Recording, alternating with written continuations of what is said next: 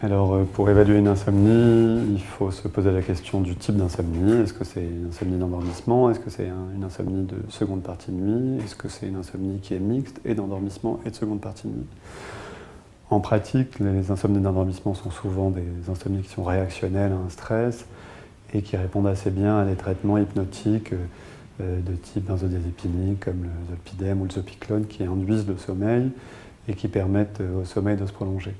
Les insomnies de seconde partie de nuit doivent poser la question d'une insomnie dépressive, notamment chez des patients qui ont une maladie qu'on disait anciennement endogène de l'humeur, avec des réveils nocturnes vers 4 heures du matin, sans possibilité de se rendormir, un réveil extrêmement compliqué, un dérouillage matinal, une difficulté à sortir du lit, et puis une amélioration au fur et à mesure de la journée avec une disparition quasi totale des symptômes vers 16-17 heures.